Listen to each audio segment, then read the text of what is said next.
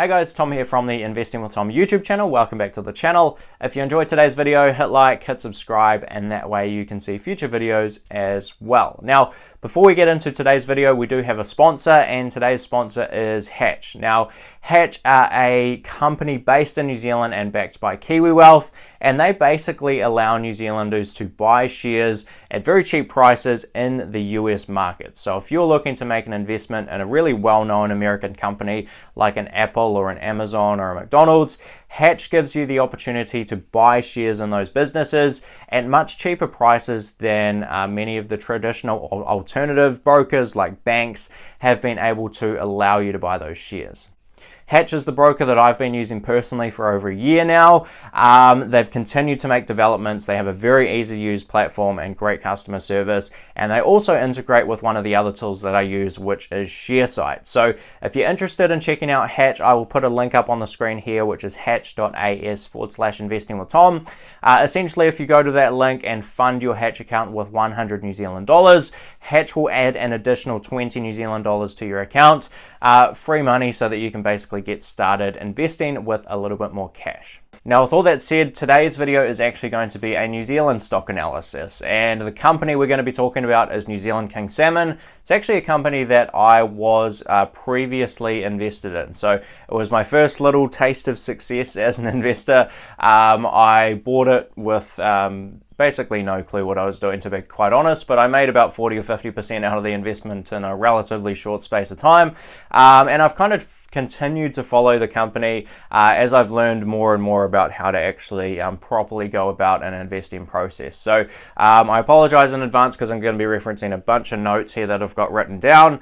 The basic process that we're going to go through today is sort of a Philtown 4M type analysis. So meaning, what does the company do? Do we understand it? Moat, what sort of competitive advantages does the company have? Management, so who's actually running this business? Do they have both integrity and talent? And margin of safety, so looking at what the current share price is, and do we think that price is attractive relative to the prospects that the business has in the future. So we're going to go right from what's the business do all the way through to evaluation and comparing what I think it's worth against the current share price. So let's get straight into it.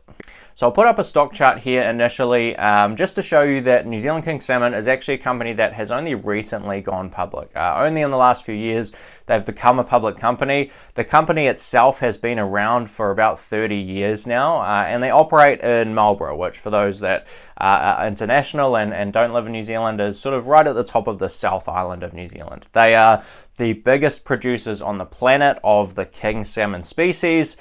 Most of their competitors are selling Atlantic salmon, but king salmon is able to be sold at a premium over Atlantic salmon species. The company has three main brands, so I'll put up some screenshots again here so that you can see some of these.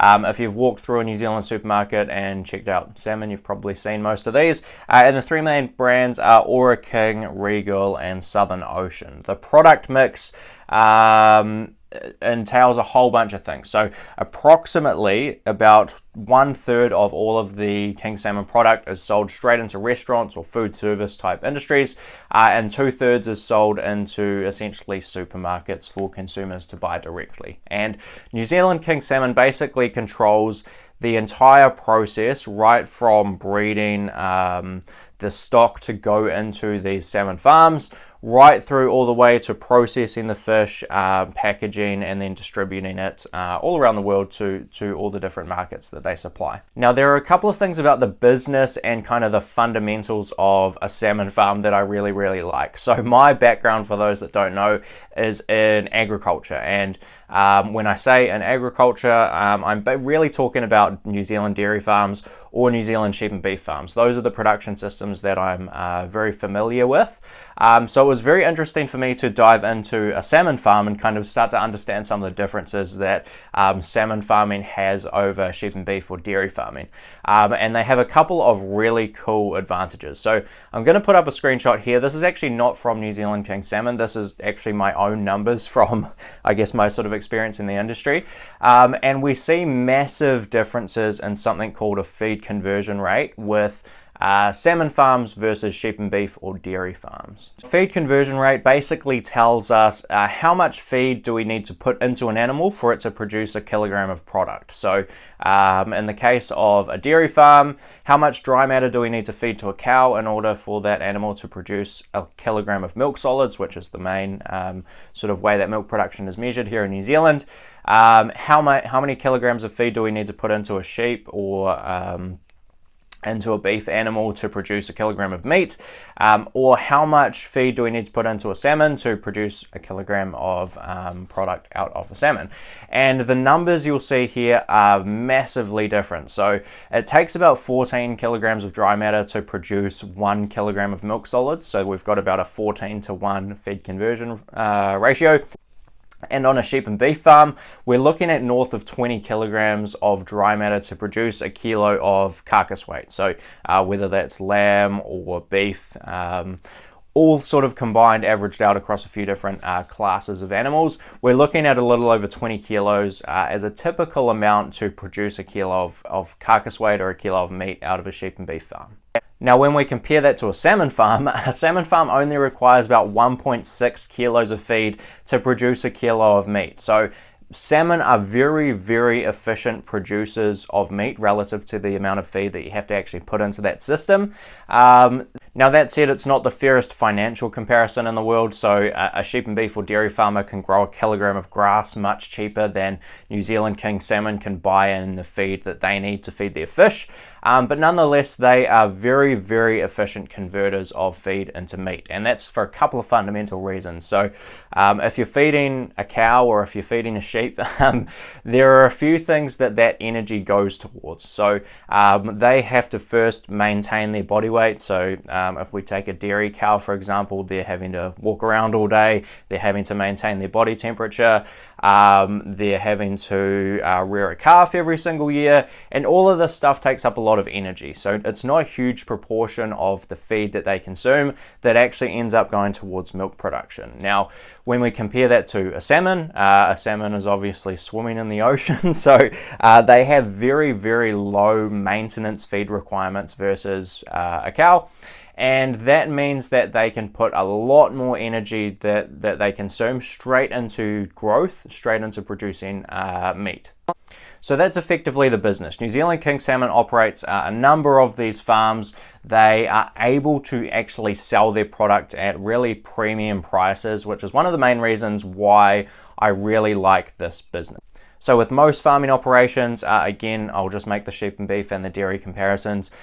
With most of those operations, really consumers are not going to pay premiums depending on the breed of that sheep or anything like that. But consumers are certainly willing to pay a premium for a king salmon over an Atlantic salmon. So it's allowed New Zealand King Salmon, as the main producers of that species, to increase their prices over time pretty steadily.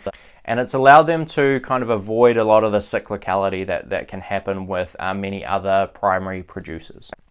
Now, we saw a couple of attributes to that through this recent crisis, and I saw some things that I really, really liked. So firstly, New Zealand King Salmon for a number of years now has had more demand for their product than they've been able to supply. That is always a great thing for prices. And one of the other things that they recently encountered is because of the global crisis recently, they were not able to get a lot of their salmon products into China. As a result, they found demand elsewhere. They were able to move it into new markets, and there was literally zero consequence in terms of the price that they were able to charge for that product. So, when you can have this main market that you're sending a lot of your product to, and then all of a sudden that market shuts off, and then you can send it somewhere else and sell it at exactly the same price. That is a phenomenal business, particularly when you're selling what a lot of people might consider a commodity. Really, New Zealand King Salmon are proving that they've got a high quality product that consumers are willing to pay a premium for, and they're in this nice situation where they're really the main producers of this product on the planet. And there is much more demand than they're able to service. And that means that they've got pricing power. So if we do go through periods of inflation, New Zealand King Salmon have been quite open in saying that they, at the very least, will be able to keep keep up with inflation in terms of increasing the prices that they can sell their products at. So over the last few years, we've seen evidence of that. Inflation has been 2 or 3% a year.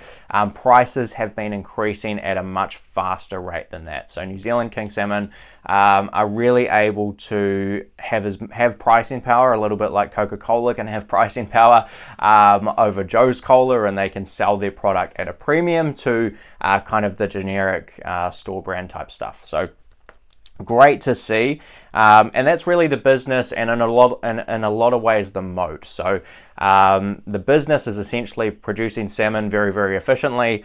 The moat is that they are the biggest producer of king salmon in the world, and they have a lot of flexibility to increase their prices over time. And that is a great long-term competitive advantage for this particular business to have. Other advantage is that they can produce meat very, very efficiently relative to other farm systems. So as environmental policy in New Zealand becomes more and more important over time, I think that aquaculture and the New Zealand King Salmon business will start to stand out even more, because we're seeing these phenomenal rates of feed conversion and very, very low emissions when you compare it to the amount of meat that these farms are actually producing. So next, let's talk about the management of the company. There's typically really two things that I like to talk about when we're talking about who's running this business that we are potentially going to invest in. So the first thing is, who are the people? And the second thing is basically, how are they performing? So are these people that we can trust? And are these people that are going to take our equity within the business and grow it for us at attractive rates? And if they can't do that, are they going to pay out dividends and do sort of shareholder friendly things? So the first thing is, the CEO of New Zealand King Salmon is a guy by the name of Grant Rosewarne. He's been there since about 2009. The only quarrel I have with Grant Rosewarne is he is from Australia, but I won't hold that against him for today's video. Other than that, I think he's done a great job. So I've listened to a handful of conference calls now with New Zealand King Salmon. The communication is always very clear on what's happening within the business. They have this big goal to grow the salmon industry over time, and they really believe they can get there eventually. So I really like Grant Rosewarne and all the initiatives that he's really taken on at New Zealand King Salmon.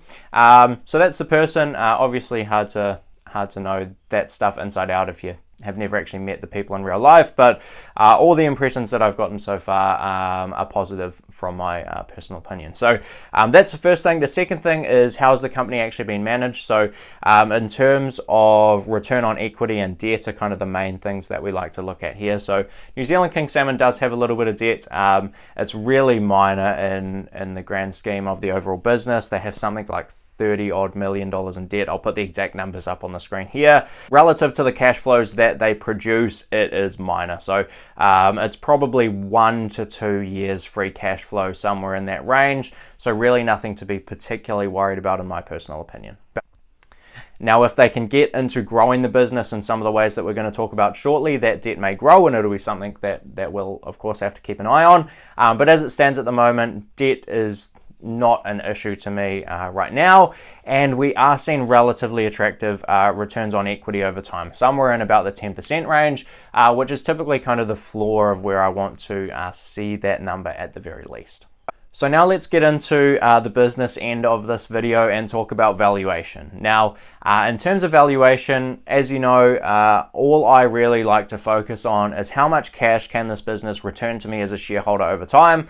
What sort of return do I want to make when I put my money to work? How much cash am I going to get out of this business, and when's it going to turn up? That's basically the equation, sometimes referred to as a discounted cash flow, and that's what we're going to look at here for New Zealand King Salmon. So for New Zealand King Salmon, there are basically two things that are going to influence the long-term cash flows of this business. The first one is simply how much salmon they can produce, and the second one is how much they can sell that salmon for. Relatively simple model. Obviously there's costs and things that can change in behind the scenes there, but we've already talked about how New Zealand King Salmon can at the very least keep up with inflation of feed costs and all that sort of thing. So there's a couple of big projects that I want to talk about here. Currently New Zealand King Salmon is in a situation where demand has consistently exceeded supply. and their supply can fluctuate a little bit year to year. So the main thing that influences that really is weather. So for a few years now, New Zealand king salmon have been having issues with very, very hot summers. And when they have very hot summers, at a few of their farms, that can cause higher mortality in their fish stocks. They can basically have fish die as a result of weather being too hot. So it's basically two things New Zealand king salmon are trying to do about that. The first one is just manage that better and keep an eye on water temperatures and kind of be proactive about the way they're managing the farms.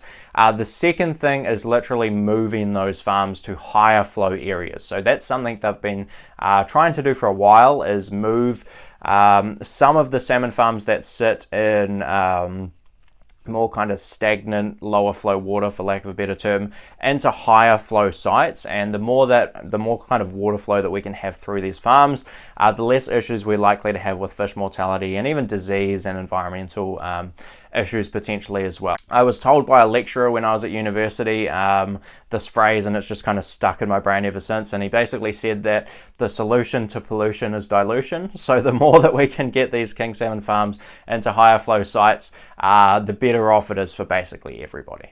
So that's basically where New Zealand king salmon stands currently in terms of production, and some of the things that can cause their production to fluctuate over the years. And they have really good pricing power, which we've seen over the past few years.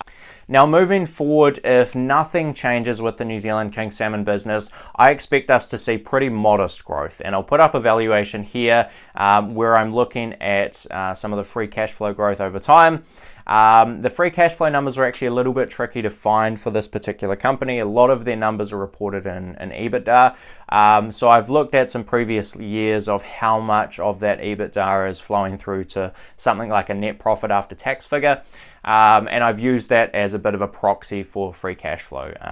You can challenge me on my assumptions there and all that sort of thing, but oftentimes with these valuations, we're really trying to be approximately right rather than precisely wrong, is the way I sort of like to put it.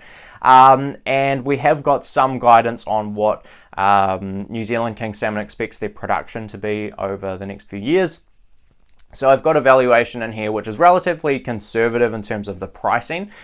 So I've assumed that there's basically no or at least just a modest increase in the price that they can sell their salmon for. I've incorporated the production figures that they're giving us, and basically we come out with an intrinsic enterprise value of right around $290 million.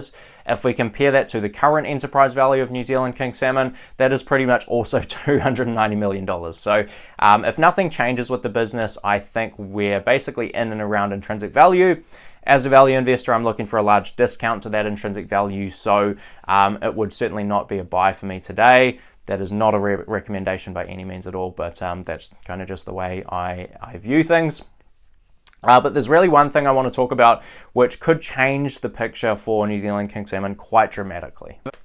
Now, that development is something called Blue Endeavour. Now, Blue Endeavour is basically an open ocean farming initiative that New Zealand king salmon have been trying to get approved by the Marlborough District Council for some time now, and they actually have a hearing for this coming up very, very soon. So when I listened to one of the more recent earnings releases from New Zealand king salmon, they mentioned the 22nd of June as the hearing date. Looking at the Marlborough District Council website last night, actually, it looks like this hearing may have been postponed.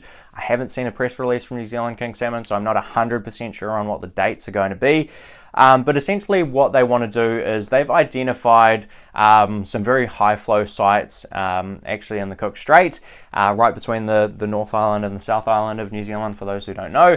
And basically they have about a 17 or 1800 hectare site where they want to start building open ocean salmon farms.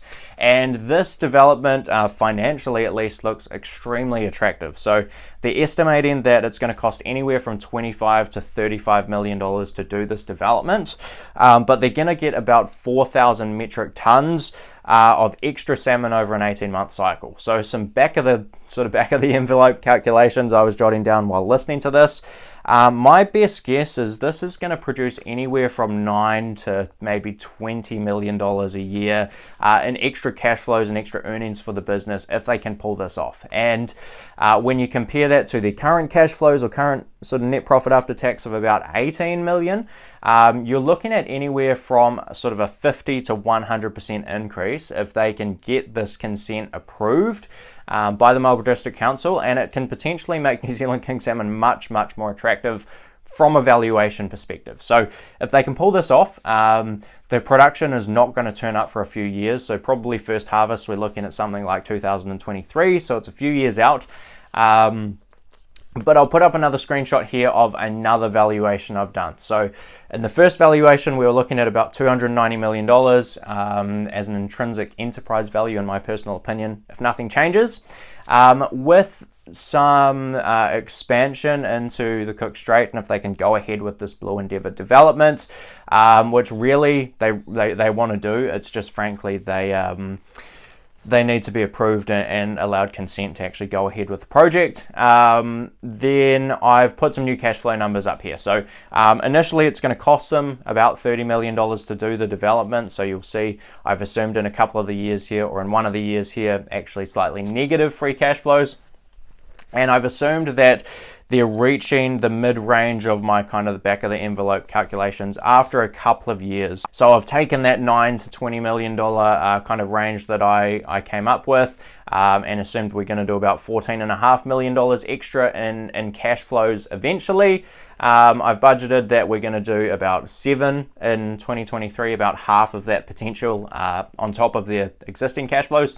And I've budgeted that the next kind of full amount is going to turn up in about 2024. And that, as you'll see, changes the numbers quite dramatically. So as you'll see, we're now ending up with an intrinsic enterprise value of more like $400 million, which basically means, in my personal opinion, that if they can get approved to do this Blue Endeavour project, they're going to go from being about fair value to about a 40% discount to intrinsic value. So I expect the price may move quite substantially if this does go through. In terms of where the market is currently pricing the business, they're basically pricing it as if there's zero chance that this goes through. So it's certainly one I'm keeping an eye on. It's not a stock tip. I'm really not telling you to go out and buy it next week or anything like that and just kind of gamble on the fact that this might go through. But it's certainly something to keep an eye on because it can have a dramatic effect on the valuation of the business. The other thing I thought I should just mention here quickly is the dividend policy of New Zealand King Salmon. So New Zealand King Salmon basically has the target of paying out 50% of their net profit after tax to shareholders as a dividend. Dividends don't factor in too much to my valuation because, I think that cash flows should just basically be used in the most effective way possible. If they've got places to put that money, like doing this Blue Endeavour type development, and the returns look attractive, which in this case they really do, put all the money to work in that is my sort of opinion. And if you've got nowhere bid to put the money, pay that out as a dividend. So I just thought I'd mention that if you are sort of a dividend style investor. And that is my thoughts on New Zealand King Salmon. So it's not something that I currently have shares in. I have done in the past, but I will definitely be keeping a very close eye on it, particularly over the next month or two when they apply and have their hearing for this Blue Endeavour project. So let me know your thoughts. I hope you did enjoy the video. If you're interested in the hatch offer, I'll put the link up on the screen again here, so feel free to check that one out. But that's all from me today, and I will see you in the next one. Cheers.